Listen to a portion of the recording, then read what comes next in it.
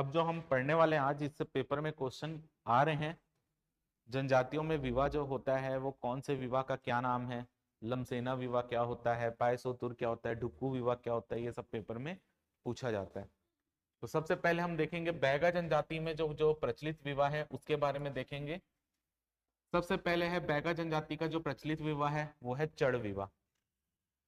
अब जो बैगा जनजाति में चड़ विवाह होता है, जो नॉर्मल विवाह होता है उसी तरीके से चड़ विवाह होता है।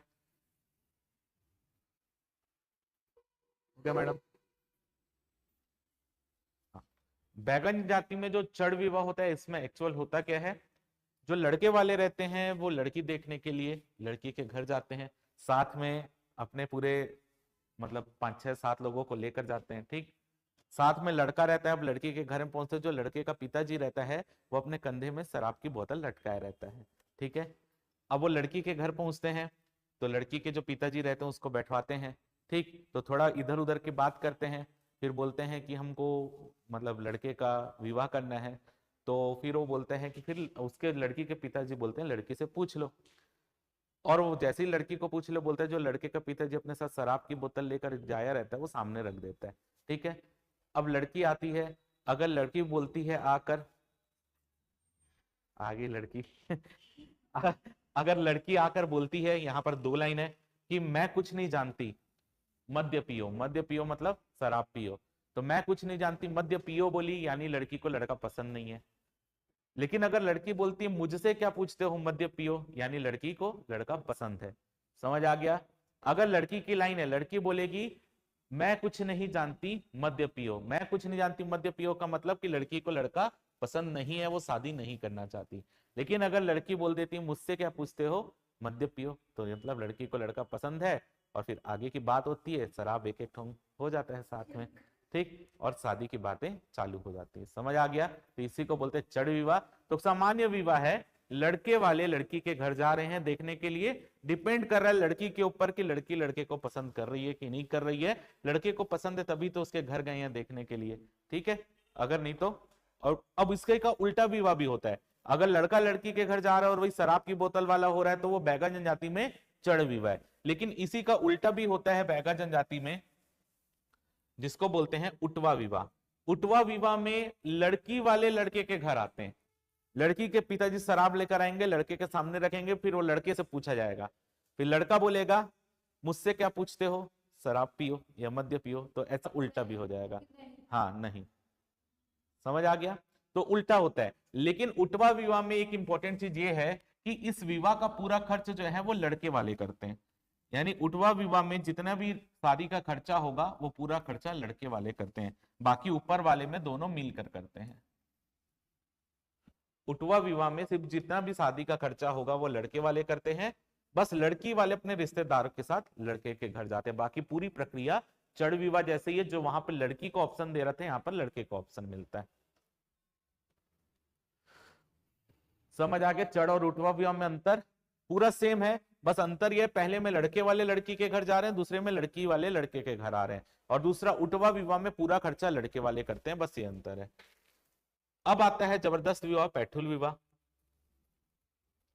अब इसमें क्या होता है कि अगर किसी कुंवारी लड़की को लड़का पसंद आ गया, ठीक, तो कुंवारी लड़की उसके घर में घुस के बैठ जाती है कि मेरे को पसंद है लड़का, मेरे को इससे शादी करनी है।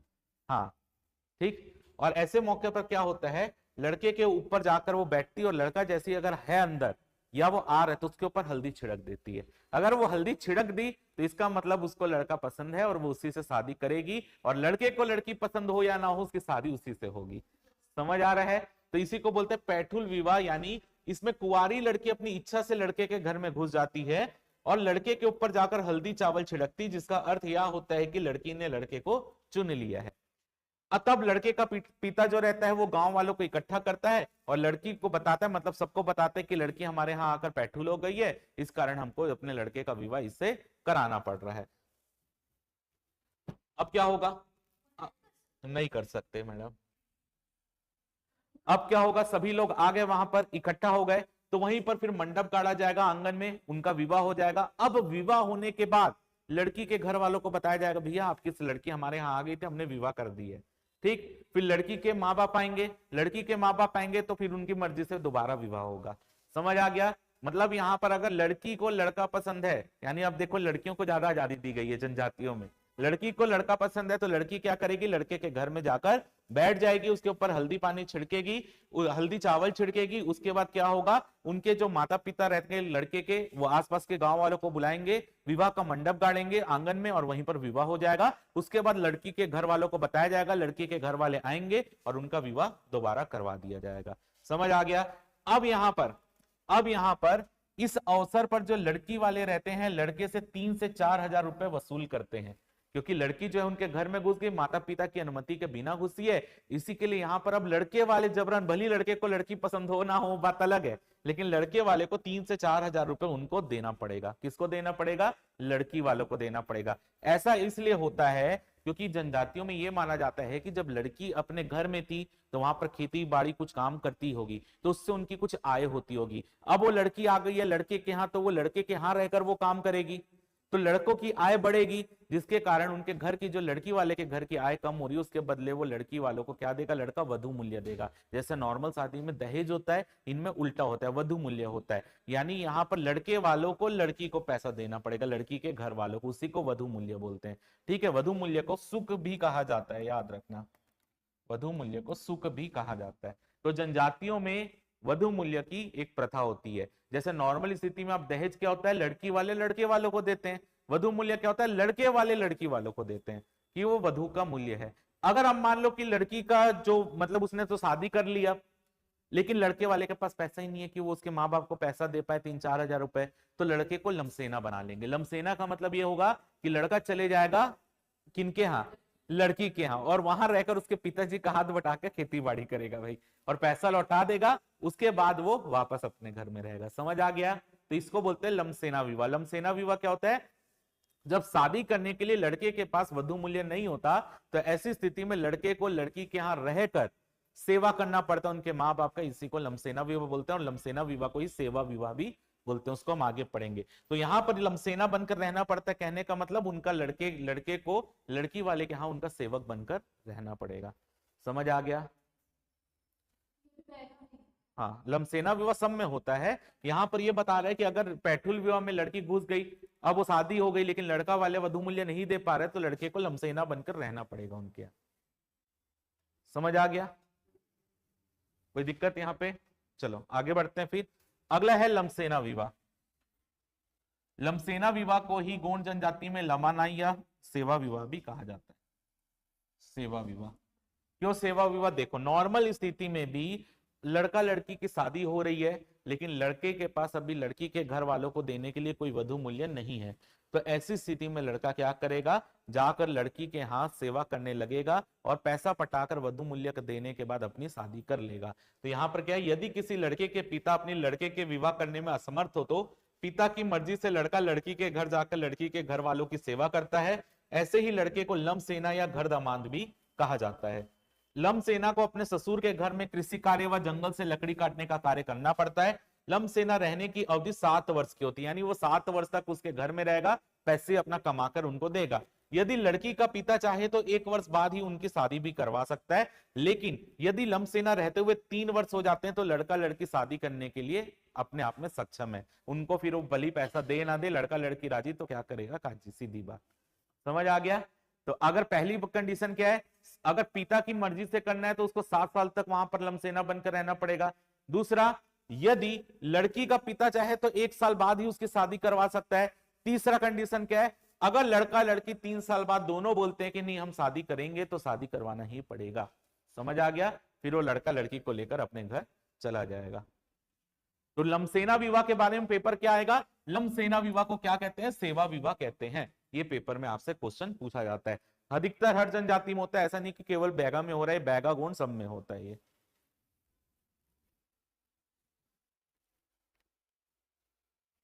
अब ये आज का प्रचलन विवाह है, उधारिया विवाह। क्या होता है? ये 2 तरीके का उधारिया विवाह होता है। एक बार क्या होते हैं कि लड़का लड़की एक दूसरे को पसंद करते हैं, फरार हो जाते हैं, ठीक, फिर वो मेले वेले में पहुंचते हैं, मेले में पहुंच कर अपने रिश्तेदार को बुलाते हैं और रिश्तेदार दोनों को मना कर शादी करवा देगा। समझ आ रहा है? तो उधारिया विवाह यानी पलायन विवाह एक प्रकार का। इसमें क्या होता है, इस विवाह में लड़का लड़की अपनी मर्जी से किसी दूर के रिश्तेदार की मदद से विवाह कर लेते हैं, और ऐसे विवाह में दोनों पक्ष की स्वीकृति नहीं है। समझ आ गया? यानी वो घर से फरार होकर क्या कर रहे हैं, कोई ऐसा ही होता है ना, फरार हो जाते हैं, फिर दो ठोंग दोस्त आते हैं, वो मिला के शादी करवा देते हैं मंदिर में, ले भैया माला पहन, खत्म हो गया बात। तो ऐसा विवाह कौन सा है? उधारिया विवाह। ठीक है, और लेकिन उधारिया विवाह दूसरे टाइप का भी होता है। दूसरे टाइप में वो क्या होता है, अगर कोई विवाहित लड़की है, वो अपने पति को छोड़कर किसी दूसरे के लड़के के घर घुस जाती है, यानी वो एक्स्ट्रा अफेयर रख रही है। पहले क्या है, दोनों की शादी हो चुकी, पति पत्नी ठीक रह रहे हैं, अब पत्नी को कोई और पसंद आ गया, तो पत्नी क्या कर रही है, उस लड़के के घर में जाकर घुस जा रही, भली वो विवाहित हो या ना हो, बात अलग है। समझ आ रहा है? मतलब आप एक कंडीशन समझो कि पति पत्नी दोनों साथ में रह रहे हैं, ठीक। अब पति पत्नी साथ में रहे, लेकिन पत्नी को अपने पति से मोह छूट गया, किसी और के पति में मोह आ गया, या किसी और लड़के को वो पसंद कर ली, तो लड़की क्या करेगी, जिसको वो पसंद कर रही है उसके घर में जाकर घुस जाएगी, ठीक। अब वो घर में बैठ गई, अब वो घर जिसके घर में बैठेगी, तो पैठुल विवाह में क्या होता था, पैठुल विवाह में उसके शादी करवा देते थे, ठीक है, फिर उसके घर वालों को बुलाते थे। अब लेकिन इसमें क्या है, पैठुल विवाह में वो लड़की विवाहित नहीं थी पहले से, लेकिन इसमें वो लड़की पहले से विवाहित है। अब क्या होगा, जो लड़के का जिसके घर में घुसी है, अब उसका छोटा भाई करेगा, क्या करेगा, लड़की के ऊपर एक लोटा पानी डालेगा, ठीक है, कि तेरे जो पहले कर्म थे अब सब धुल गए हैं, अब तू हमारे घर की बहू बन रही है। लड़के का छोटा भाई या कोई उसके नातेदार का भाई रहेगा। मतलब वो किसके घर में घुसी, लड़की जाकर लड़के के घर में घुसी, और लड़की विवाहित है पहले से, तो विवाहित है इसलिए वो क्या कर रहे हैं, जो उसके लड़के के घर वाले में से कोई एक उसके सर में एक लोटा पानी डालेगा, हाँ ले भैया तेरा जो कर्म था वो छूट गया, अब तू हमारे यहाँ की बहू है, ठीक। अब उसके बाद क्या होगा, लड़के के घर के ऊपर से खपरा निकालेंगे, और वो खपरे को लड़की से टुटवाएंगे, और लड़की जैसे ही पैर मारकर खपरा तोड़ेगी, तो सीधा मतलब पुराना विवाह उसका तलाक हो गया, खत्म। समझ आ रहा है? मतलब खपरा टूटना यानी उसका रिश्ता टूट गया पुराना वाला। अब यहाँ पर उसके बाद तो जबरदस्त रस्म है, उसके बाद क्या करेगी, अब लड़की का विवाह दूसरे से हो गया, अब उसके पुराने पति को बुलाएंगे, और वो लड़की अपने पुराने पति और नए पति दोनों को खाना खिलाएगी बैठा के। और जो अब नया पति बना है, वो पुराने पति को वधू मूल्य लौटाएगा। समझ रहे हो? समझ आ गया कंडीशन क्या है? जबरदस्त कंडीशन है, मजा आता होगा देखने में। लड़के के घर का, हाँ नए घर वाले का, कि उसका पुराना रिश्ता टूट गया है, अब तुम्हारे यहाँ वो नया रिश्ता बनाकर रहेगी। समझ आ गया? तो उधारिया विवाह तब लड़के के घर वाले के तरफ से समस्त गांव को बुलाया जाएगा, और ऐसी स्थिति में तब लड़के का होने वाला देवर या रिश्तेदारी में भाई लड़की के ऊपर एक लोटा गर्म पानी डालेगा। इसका मतलब यह माना जाएगा कि लड़की पवित्र हो चुकी है, जबरदस्त पवित्र रिश्ता। आगे अगले दिन गांव के सभी प्रमुख लोगों को बुलाया जाएगा, शराब पिलाई जाएगी। इस समय लड़की का पहला पति दूसरे पति से हर्जाना वसूल करेगा, जिसे दावा कहते हैं। दावा मुख्य रूप से 2000 रुपए अथवा गाय बैल भी हो सकते हैं। लड़की के बदले गाय बैल दो, बात हो गई, क्योंकि उसके खेती में काम आ जाएगा, तो एक प्रकार से वो चीज हो गया। दावा देने के पश्चात लड़के के घर से एक खपरा निकालकर लड़की से तोड़वाया जाएगा, और उसके सामने, अब मैं वो चीज पहले बता दिया, लेकिन ये उसके सामने होगा, मतलब कि बाद में वो ऑब्जेक्शन ना करे ना कि वो तुड़वाए थे कि नहीं तुड़वाए थे, तो खपड़ा उसके सामने तुड़वाएंगे, उसके सामने खपड़ा टूटेगा और बोलेंगे तेरा रिश्ता टूट गया भैया, तू गाय बैल पकड़ और तू घर जा, ठीक। और नया वाले के घर में रहेगी। और यहाँ पर याद रखना, बैगा जनजाति में एक चीज पेपर में आता है, बहुपत्नी विवाह प्रचलित है। बहुपत्नी विवाह यानी एक से ज्यादा पत्नी उनकी रह सकती है एक व्यक्ति की, तो ये बैगा जनजाति में प्रचलित है। हाँ तभी तो लिखा है ना बहुपत्नी विवाह, वो एक के साथ एक रख लेगा, एक के साथ एक फ्री वाला। किसको? लड़के का तो पावर ही नहीं है ना इसमें, ज्यादा पावर इनमें देखना। हम बोलते हैं ना जो जनजाति वो अधिकतर मातृत्व वाली जनजाति है, जो मातृसत्तात्मक जनजाति होती है, बहुत कम पितृसत्तात्मक होती है। हो गया यहाँ पर भूजोज हो गया, आगे बढ़े। अब यहाँ पर बैगा जनजाति में विधवा विवाह भी प्रचलित है, ये भी चीज याद रखना। बैगा जनजाति में विधवा विवाह भी प्रचलित है। जैसे अगर लड़की के पति की मृत्यु हो जाती तो उसका विवाह देवर से कर देते हैं, ठीक है, तो ऐसा विवाह भी प्रचलित है। तो लड़की के विधवा होने पर उसका विवाह उसके देवर से ही करवा दिया जाता है, लेकिन लड़की किसी और को पसंद करती है तो उससे भी करवा दिया जाता है, कोई दिक्कत नहीं है, ठीक। अब यह जबरदस्त विवाह है चोर विवाह, ले भागा ले भागी विवाह। पेपर में आते हैं ना क्वेश्चन ऐसे, पेपर में क्वेश्चन ये सब आते हैं ना, ऐसा नहीं कि मस्ती मस्ती में हम पढ़ लिए तो पेपर में नहीं आएगा, पेपर में मैचिंग में देगा आपको। लमसेना विवाह, सेवा विवाह, ले भागा विवाह, पलायन विवाह, ऐसा करके मैचिंग में देता है वो। अब चोर विवाह या ले भागी विवाह, सीधी सी बात है, प्रेम संबंध होगा, भाग रहे होंगे। तो बैगा जनजाति में प्रेम विवाह का प्रचलन अत्यधिक है। इसमें लड़का लड़की अपनी मर्जी से भाग जाते हैं। अरे लड़का का नाम लिया लड़का आया, लड़की का नाम लिया लड़की आई थी। इसमें लड़का लड़की अपनी मर्जी से भाग जाते हैं। उसके पश्चात किसी मित्र के माध्यम से अपने घर को संदेश भेजते हैं कि वह निश्चित स्थान में घर वालों से मिलेंगे। ठीक है, अब उसके घर वाले वहां पर पहुंचेंगे, माता पिता पहुंचेंगे, दोनों को समझाने की कोशिश करेंगे, ले भाई मत करो मत करो, नहीं मानेंगे तो कर देंगे शादी। ठीक, तो यहां पर क्या हो रहा है, ले भागी में लड़का लड़की भाग रहे हैं, शादी नहीं कर रहे हैं, भाग के बुला किसको रहे हैं, अपने माता पिता को संदेश भेज रहे हैं कि आप इस स्थान पर आकर हमसे मिलो। अब इन लोग यहाँ पर जा रहे हैं, उनको मनाने की कोशिश करेंगे, मान गए तो ठीक, नहीं तो उनका विवाह करेंगे। उन्हें मनाकर घर ले आएंगे, अगर मान गए तो घर लाकर यहाँ विवाह तिथि निश्चित की जाती है। यानी यहाँ पर क्या हो रहा है, इसको समझो, लड़का लड़की भाग जा रहे हैं, लड़का लड़की भाग रहे हैं तो उनके फिर वो संदेश भेज रहे हैं कि आप, अब वो दोनों अपने माता पिता को संदेश भेजेंगे। अब दोनों के माता पिता आएंगे, उनको मनाएंगे कि मत करो शादी, लेकिन वो मानते नहीं कि नहीं हम शादी करेंगे ही। तो बोलेंगे ठीक है आप शादी कर लो, हम घर जाते हैं, लेकिन हम पूरी पद्धति से शादी करेंगे, फिर एक विवाह का दिन निश्चित करेंगे, शादी करवा देंगे। बस ये है। पहले में क्या हो रहा था, पहले में वो भाग रहे थे और वहीं शादी कर ले रहे थे। देखो उसमें पढ़े हुआ, पहले वो भाग रहे थे, वहीं शादी करके अपने घर वालों को बता रहे थे। यहाँ पर वो भाग रहे हैं, फिर अपने रिश्तेदारों को बुला रहे हैं, फिर रिश्तेदार उनकी शादी करवा रहे हैं। अलग कर दे, कौन नहीं माना तो वो तो भागे हुए हैं, उन लोग शादी कर लेंगे वही। हाँ, अब उतना अपन जाके बोलेंगे, पूछेंगे नहीं ना मैडम क्या कर रहे हो ऐसा करके, वो उनकी मर्जी है। ठीक है, बाकी ऐसा होता है, बुला रहे हैं तो उनकी रस्म होती है। अब कोरकू जनजाति में होने वाले विवाह को देख लेते हैं। अभी तक हमने बैगा जनजाति में होने वाले विवाह पढ़ लिया था, अब कोरकू जनजाति में होने वाले विवाहों को देख लेते हैं। सबसे पहले है पलायन विवाह।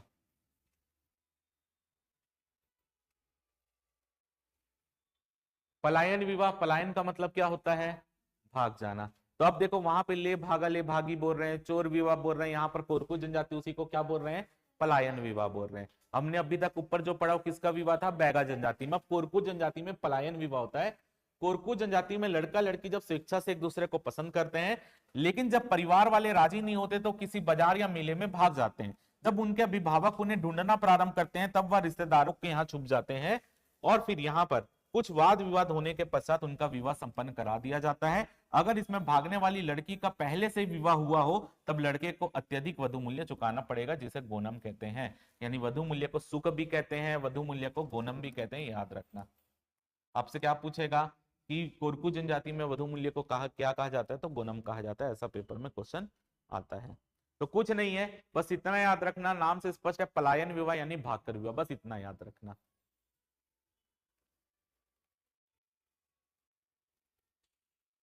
अब यहां पर अगला है घर घुस्सी विवाह या घर घुसरी विवाह।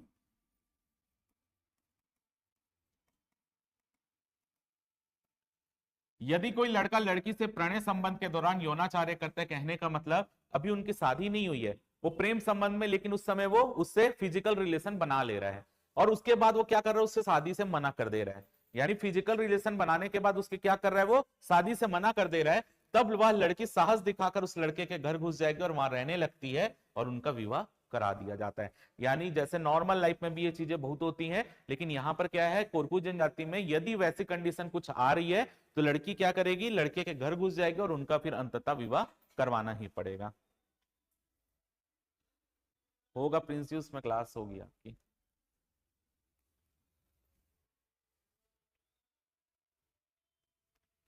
अब देखते हैं पाटो ब्याह। ये भी पेपर में पूछा जाता है, क्या पूछा जाएगा, पाटो ब्याह जो होता है ये विधवा विवाह को बोला जाता है। कोरकू जनजाति में जो विधवा विवाह होता है उसको पाटो ब्याह बोलते हैं। यदि कोई स्त्री विधवा हो गई और उसका विवाह जब दूसरे पुरुष से हो रहा है, अगर देवर से विवाह नहीं हो रहा है, दूसरे पुरुष से विवाह हो रहा है, तो उसको पाटो ब्याह बोलते हैं। यानी पाटो ब्याह क्या है, एक प्रकार का विधवा विवाह। आपसे पेपर में क्वेश्चन आएगा, विधवा विवाह, अरुतों को भी विधवा विवाह बोलते हैं। कोरकू जनजाति में पाटो विवाह का मतलब भी विधवा विवाह होता है। जैसे आपको कैसे मैंने बोला लम सेना विवाह देगा, तो लम सेना विवाह को इधर क्या लिख कर देगा, सेवा विवाह, तो आपको ये मैच करना पड़ेगा। वैसे यहाँ पर पाटो विवाह लिख कर देगा तो आपको विधवा विवाह लिख कर देगा, तो वो मैच करना पड़ेगा। अभी हम पढ़ेंगे पायसोतुर, पायसोतुर यानी अपहरण विवाह, तो आपको अपहरण विवाह लिख कर देगा, उसमें लड़की को किडनैप करके शादी कर लेते हैं। ठीक है, तो ये सब चीजें भी होती हैं। अब है यहाँ पर आटो साटो ब्याह। अब ये आटो साटो ब्याह क्या है, इस प्रकार के विवाह में दो परिवार आपस में अपने लड़के व लड़की का विवाह कर देते हैं। जैसे कि मान लेते हैं एक परिवार में दो भाई बहन है, एक का नाम है राम और एक का नाम है गीता, सीता नहीं गीता, ठीक। अब ये दूसरा है परिवार, इसमें एक का नाम है श्याम और एक का नाम है राधा। अब ये क्या करे, राम का विवाह राधा से, गीता का विवाह श्याम से। समझ आ रहा है? तो इसमें कोई भी वधु मूल्य नहीं देना पड़ेगा, फिटूस हो गया, वधु मूल्य नहीं देना पड़ेगा क्योंकि ये इसके बेटी से शादी कर लिया, ये इसकी बेटी की शादी कर लिया, ठीक है। इसी विवाह को विनिमय विवाह भी कहा जाता है, याद रखना है। ऐसे ही विवाह को गुरावट विवाह, विनिमय विवाह, ये भी इसी को कहा जाता है, तो वो अलग जनजाति में। तो याद रखना इस प्रकार के विवाह में दो परिवार आपस में अपने लड़की व लड़के का विवाह कर देते हैं। इसमें वधु मूल्य का आदान प्रदान नहीं होता है, केवल रिश्तेदारों को भोज कराया जाता है और कुछ नहीं होता है। तो याद रखना आटो साटो, आटो साटो, आपका आटो आन दो, हम इधर से सटा देंगे, ऐसा आटो साटो ब्याह। तो याद रखना आटो साटो, एक यहां से ऐसे कैसे दो शब्द आ रहे हैं, ऊपर सब में एक एक शब्द आ रहा है, तो याद रखना पेपर में आता है आटो साटो, लेना है आपको। ऐसा पूछेगा मैचिंग में कर देगा तो उसको मैं लेना ही है। विनिमय विवाह जिसको गुरावट विवाह भी बोलते हैं, जैसे विनिमय विवाह समझते हो, विनिमय का मतलब क्या होता है?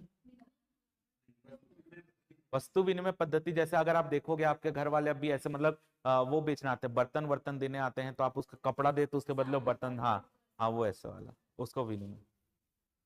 अब है गोनम विवाह। गोनम विवाह क्या होता है? सामान्य विवाह होता है जो वधु मूल्य देकर किया जाता है, क्योंकि हमने बोला था ना वधु मूल्य को क्या बोलते हैं? गोनम बोलते हैं। तो कोरकू जनजाति में नॉर्मल जो विवाह होता है जिसमें वधु मूल्य देकर विवाह करते हैं उसी को गोनम बोल रहे हैं। अब हम देखते हैं गोंड जनजाति में होने वाले विवाह, कि गोंड जनजाति में और कौन कौन से विवाह होते हैं।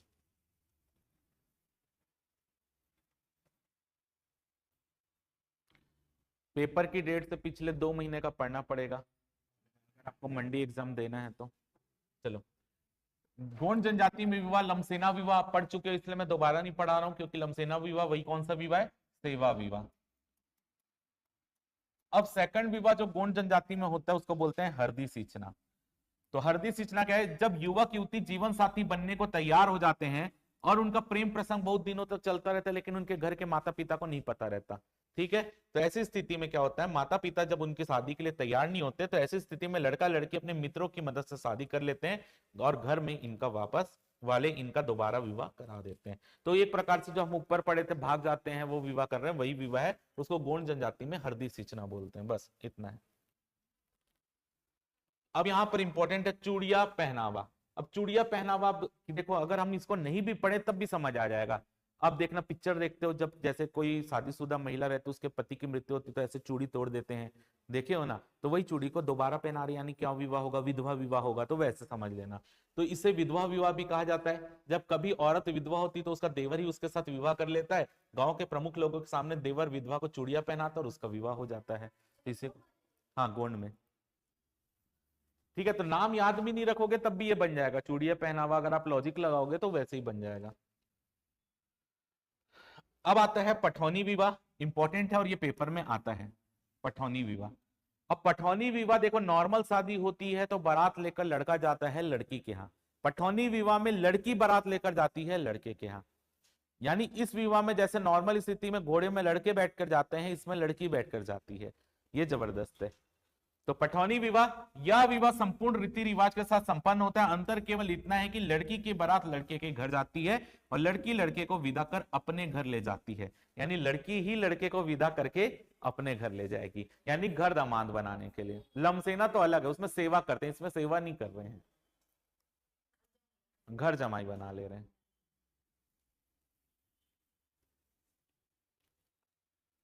अब ये कुछ और अन्य विवाह है, इसको टेबल के फॉर्म में देखना है। कुछ अन्य विवाह है जैसे अपहरण विवाह। अपहरण विवाह का नाम याद रखना, पायसोतुर बोलते हैं, पेपर में मैचिंग में आया हुआ क्वेश्चन है। तो अपहरण विवाह पायसोतुर गोंड जनजाति में ही होता है। इसमें युवक युवती का अपहरण करके ले जाता है और उसके साथ शादी कर लेता है, ठीक है। तो याद रखना अपहरण विवाह, अपहरण यानी किडनैप कर रहा है लड़की को, किडनैप करके उसके साथ शादी कर ले रहा है, तो ये गोंड जनजाति में होता है युवक युवती का अपहरण। विशेषकर याद रखना अपहरण विवाह का नाम दूसरा नाम है पायसोतुर, ये पेपर में मैचिंग में आता है। अब यह है दूध लौटावा, लौटावा लिखा है, ये लौटावा है। दूध लौटावा जो होता है ये भी गोंड जनजाति में होता है, जब मामा फूफा ये सब भाई बहन का आपस में विवाह कर देते हैं, यानी मामा के बच्चे फूफा के बच्चों का आपस में शादी करते हैं। तो ममेरे फुफेरे भाई बहन में विवाह को क्या बोला जाता है यहाँ पर? दूध लौटावा। तो याद रखना पेपर में ये भी क्वेश्चन आता है। दूध लौटावा मेन रूप से गौड़ जनजाति में होता है। ममेरे फुफेरे भाई बहनों में विवाह, यानी मामा के बच्चे, फूफा के बच्चे, ये सब में आपस में विवाह कर देते हैं। गुरावट विवाह मैंने आपको बताया था, गुरावट विवाह यानी विनिमय विवाह, ये समस्त लगभग हर जनजाति में हो रहा है, वर वधु का आदान प्रदान कर विवाह, तो गुरावट विवाह या अदला बदली या विनिमय विवाह। अगला है ढुक्कू विवाह, ये भी पेपर में आता है। ढुक्कू विवाह कौन सी जनजाति करती है? तो कोरवा जनजाति करती है। इंपॉर्टेंट है, इसमें लड़की लड़के के यहाँ विवाह करने से पहले तीर से विवाह करती है, ये इंपॉर्टेंट है आपके लिए। ढुक्कू विवाह में लड़की जो है लड़के से शादी करने से पहले तीर से शादी करती है, पेपर में आया हुआ क्वेश्चन है। सेम बिंजवार जनजाति में भी होता है, उसको कोसाबारा कहा जाता है, उसमें लड़की लड़के शादी करने से पहले तीर से शादी करती है। बिंजवार जनजाति में भी होता है, ये लिख लो, सब में होता है। किसमें? उसमें ये वाले कुछ, इसमें अगर कुछ अलग लिखे तो ऐड कर लेना उसको। हाँ, तीर विवाह कर बिंजवार में ही लिखा होगा ना। हाँ, इसमें याद रखना, ये ढुक्कू विवाह में भी लड़की का तीर से विवाह होता है। दूसरा इंपॉर्टेंट चीज ये है, जो बिंजवार में होता है जिसको तीर विवाह भी बोलते हैं, उसको कोसा मारा भी बोलते हैं, लिख लो वहां पे, कोसा मारा बिंजवार वाले में। उसमें तीर विवाह लिखा होगा, उसको कोसा मारा कर लो, मतलब उसको तीर विवाह बोलते हैं, कोसा मारा बोलते हैं, कोसा मारा। अगला है अर उतो। अर उतो मैंने आपको बताया किसको बोलते हैं? विधवा विवाह को बोलते हैं अर उतो। अर उतो समस्त जनजाति में होता है, विधवा विवाह को बोलते हैं। ये भी पेपर में आता है। पारिंग धन, पारिंग धन खैरवार जनजाति में होता है, वधु मूल्य देकर जो सामान्य विवाह होता है उसको खैरवार जनजाति में पारिंग धन बोलते हैं। पारिंग धन खैरवार जनजाति, याद रखना खैरवार जनजाति क्यों फेमस है? कत्था बनाने के लिए फेमस है, तो यहाँ पर याद रखना पारिंग धन खैरवार जनजाति, वधु मूल्य देकर विवाह होता है। अगला है गंधर्व विवाह। गंधर्व विवाह प्रजा जनजाति में होता है। जब लड़की किसी लड़के के साथ प्रेम करती है या विवाह से पहले गर्भवती हो जाती है तो उसका विवाह कराते हैं, उसको बोलते हैं गंधर्व विवाह। तो गंधर्व विवाह प्रजा जनजाति में होता है, यह एक प्रकार का प्रेम विवाह, या शादी से पहले अगर लड़की प्रेग्नेंट हो जा रही है तो उसका विवाह हो जाएगा उस लड़के से, इसको गंधर्व विवाह कहा जाता है। ज्यादातर पेपर में आपसे लमसेना विवाह पूछा जाता है, पारिंग धन पूछा जाता है, पाय सोतुर आपसे पूछा जा चुका है, और व्यापम व्यापम के एग्जाम में ढुक्कू विवाह ये सब आता है पेपर में, कोरवा ओरवा का। अब यहाँ पर जनजातियों में की जाने वाली स्थानांतरित कृषि के बारे में देख लेते हैं। जो जनजातियों में स्थानांतरित कृषि का मतलब क्या होता है? खेत बदल बदल कर कृषि करना। जैसे कि उन लोग के पास कोई अपनी कोई आधुनिक तकनीक तो नहीं थी कृषि करने की, तो वो क्या करते हैं? पेड़ को जलाते हैं, पेड़ को जलाने के बाद जो राख बनती है उस राख को खाद के रूप में प्रयोग करते हैं और उसमें खेती करते हैं। लेकिन वो राख है, पेड़ उनके पास वहां पर होने भी तो चाहिए जलाने के लिए। जब पेड़ खत्म होगा, जैसी उर्वरा शक्ति खत्म होगी, वो जमीन बदलकर दूसरे के जगह जाकर खेती करने लगते हैं, क्योंकि वो जमीन अपनी बदलते रहते हैं। इसी के लिए इस कृषि को स्थानांतरित कृषि बोलते हैं। अब हर जनजाति में स्थानांतरित कृषि का नाम अलग अलग है, किसी में पिद्दा बोलते हैं, किसी में दाहिया बोलते हैं, किसी में दाही बोलते हैं। तो आखिर ये होते क्या है उसको हमको देखना है। बाकी जब हम जनजाति पढ़ेंगे तो हमको वहां पर समझ आ जाएगा पिद्दा कृषि कौन कर रहे हैं, बैगा कर रहे हैं, बूझ माड़िया कर रहे हैं, कौन कर रहे हैं, वो सब उस समय हमको पता चल जाएगा। ठीक है, बस यहाँ पर अपने को ये देखना है सबसे पहले पिद्दा या पिंडा कृषि किसको बोला जाता है उसको देखो। देखो, जब मान लेते हैं ये एक पहाड़ी है, ठीक है, अब ये जो पहाड़ी की ढलान है, इस ढलान में जो जो पेड़ है, इस ढलान में जो जो पेड़ है, उस ढलान में क्या करते हैं? वो पेड़ को काटते हैं, पेड़ को वहीं पर जला देते हैं और उससे जो राख बनता है उससे कृषि करते हैं, तो उसको बोलते हैं पिद्दा कृषि। इसमें क्या हो रहा है? ये पहाड़ों की ढलान में हो रहा है, अंतर समझना सिर्फ। यहां पर क्या हो रहा है? सब में पेड़ तो जलेंगे ही, लेकिन वो कहां जलेंगे उसके ऊपर उसका नाम पड़ा है। तो अगर वो पहाड़ों की ढलान में पेड़ जलाकर उसकी कृषि कर रहे हैं तो उसको बोलेंगे पिद्दा कृषि। समझ आ रहा है? अगर अगर मान लेते हैं अब वो समतल भूमि में, ये तो पहाड़ों की ढलान में हो रहा है तो इसको नाम पड़ गया है पिद्दा कृषि। अगर कोई समतल भूमि में पेड़ जलाकर उसकी राख से कृषि की जा रही है तो उसको बोलते हैं दिप्पा मरहान या ईरका कृषि। है दोनों ही स्थानांतरित कृषि, बस अंतर क्या है? पिद्दा होगा पहाड़ों की ढलानों में, दिप्पा होगा समतल भूमि में, बस दोनों में अंतर यही है। बाकी काम दोनों में वही हो रहा है, पेड़ काट रहे हैं, पेड़ काट के उसको जला रहे हैं, या घास वहां पर होगी तो उसको जला रहे हैं और उसकी जो राख बन रही है उसी से वो कृषि कर रहे हैं। अब वो राख कब तक वहां पे रहेगी, जब तक उसका 1 साल चल जाएगा, 2 साल चल जाएगा, लेकिन उसके बाद उसको चेंज करना ही पड़ेगा जगह। तो फिर वो जगह चेंज करेंगे, क्योंकि वो जगह चेंज कर रहे हैं खेती करने के लिए, इसलिए इस कृषि को स्थानांतरित कृषि बोलते हैं। समझ आ गया। तो पेद्दा कृषि क्या है, जो पहाड़ों की ढलानों में कृषि होती है उसको पेद्दा कृषि, जो समतल भूमि में होगी उसको बोलेंगे दिप्पा, मरहान या एरका कृषि। अब तीसरे टाइप की जो कृषि होती है इसमें, वो होती है आपकी पारका या दाही कृषि। अब ये पारका या दाही कृषि क्या होता है, इसमें क्या होता है, एक भूमि है उसमें पेड़ नहीं है, ये पेड़ कहीं और से काट कर ला रहे हैं इस भूमि में, पेड़ कहीं और का है, पेड़ को काट कर ला रहे हैं इस भूमि में, और इस भूमि में उस पेड़ को जलाकर कृषि कर रहे हैं, तो इसी को बोलेंगे आपका पारका या दाही कृषि। तो तीनों में अंतर क्या है, एक पहाड़ों की ढलानों में हो रहा है, एक समतल भूमि में हो रहा है, लेकिन दोनों में कॉमन चीज क्या था, पेड़ वहीं के थे। पहाड़ों की ढलानों में भी पेड़ वहीं पर, ढलान में अब पहाड़ है, पहाड़ में आपके पेड़ लगे रहते हैं कि नहीं लगे रहते, तो ये पेड़ को यहीं काट कर नहीं जला रहे हैं, तो पेद्दा कृषि।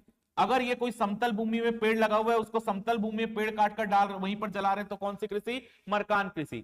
अगर यही यहां पर कोई भूमि है लेकिन उसमें कोई पेड़ नहीं है, ये पेड़ कहीं और से काटकर इस भूमि में ला रहे हैं और यहीं पर लाकर उसको जला रहे हैं, तो इसी को बोल रहे हैं दाही कृषि। समझ आ गया। तो तीनों है स्थानांतरित कृषि ही, बस अंतर क्या हो रहा है, अंतर ये हो रहा है एक ढलान में हो रहा है, एक समतल में हो रहा है, और एक पेड़ दूसरी जगह से लाकर जला रहे हैं, बस उसी में अंतर है। समझ आ गया। तो अब अगर हम पढ़ लिए कहीं पर पेद्दा कृषि आपसे पूछेगा, तो पेद्दा कृषि आप समझ जाना वो ढलानों में है, सब स्थानांतरित कृषि, कोई अंतर नहीं है। यहां तक क्लियर है।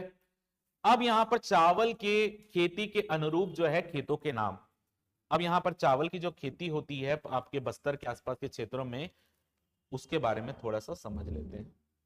हाँ देखो, अगर कोई पहाड़ है, ठीक है, ऐसा कोई पहाड़ है, अगर वो बस्तर में वो पहाड़ के ऊपर, यानी जो पहाड़ के ऊपर अगर यहाँ पर खेती कर रहे हैं, यानी पहाड़ की ऊपरी सतह पर चोटी के पास अगर उनके चावल के खेत हैं, तो ऐसे चावल के खेतों को टिकरा बोला जाता है। नहीं, ऐसे चावल के खेतों को गाभार बोला जाता है, गाभार, याद रखना। अगर ये पहाड़ है, पहाड़ की चोटी में यदि कोई चावल का खेत और वहां पर अगर वो खेती कर रहे हैं, तो इस खेती को गाभार बोला जाता है, गाभार।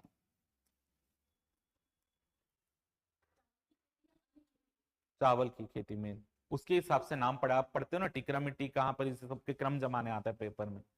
तो अगर बस्तर में अगर वो कोई पहाड़ है, पहाड़ के ऊपर में खेती हो रही है चोटी में, तो इसको बोलते हैं गाभार। अगर वही खेती इन ढलानों में हो रही है, अगर वही खेती इनकी ढलानों में हो रही है, यहां पर हो रही है ढलानों में, तो ढलान में अगर वो चावल के खेत और वहां पर खेती हो रही है, तो इसको बोलते हैं गाभार, इसको टिकरा, इसको बोलते हैं टिकरा। चोटी में हो रही है तो गाभार, ढलान में हो रही है तो टिकरा। अब ये पहाड़ के नीचे की जो भूमि है, ये वाली भूमि जो पहाड़ के नीचे समतल भूमि होगी, उस समतल भूमि में अगर खेती हो रही है चावल की, तो इसको बोलेंगे माल गाभार,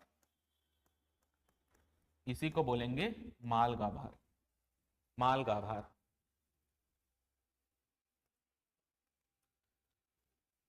अगर वो खेत ऊपर है तो गाभार, माल गाभार, समतल भूमि में, पहाड़ के नीचे भूमि में सबसे ऊपर गाभार, ढलान में टिकरा, समतल में माल गाभार।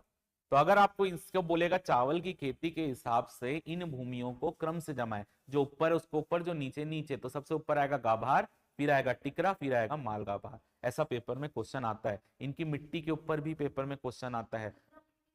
हाँ मिट्टी को भी बोलते हैं, वो भी वही बता रहा हूँ, टिकरा एक मिट्टी का नाम है, वो भी बस्तर में पाई जाती है मिट्टी, तो उसके हिसाब से भी क्रम से जमाने के लिए बोलता है पेपर में।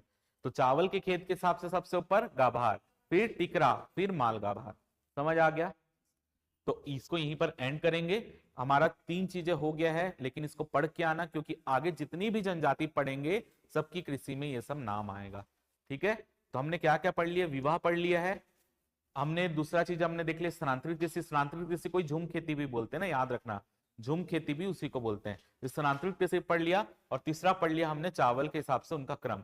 अगली क्लास में हमने को अपने को पढ़ना है, पहला एक लोक नाट्य पढ़ना है, और दूसरी चीज अपने को ये पढ़नी है कि जो जनजातियों के वाद्य यंत्र ये सब होते हैं उसके बारे में पढ़ना है, अवनद वाद्य यंत्र क्या होता है, ये सब चीज हम पढ़ेंगे। उसके बाद हमारा बस बचेगा जो जनजाति पोर्शन है, जो उनके पेय पदार्थ होते हैं, सल्फी किससे बनता है, ठीक है, लांदा किससे बनता है, ये सब चीजें जो है, हंडिया किससे बनता है, वो पढ़ेंगे। और फिर बस जनजाति का पोर्शन बचेगा, उसको फिर एक क्लास में लंबी लेके खत्म करेंगे।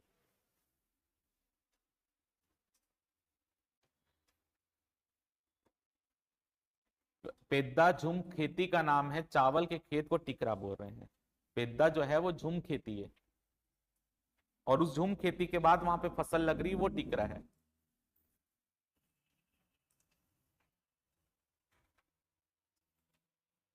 बताया ना, करेंट अफेयर्स पिछले 2 महीने का पढ़ना पड़ेगा अगर आपको मंडी के एग्जाम देना है तो।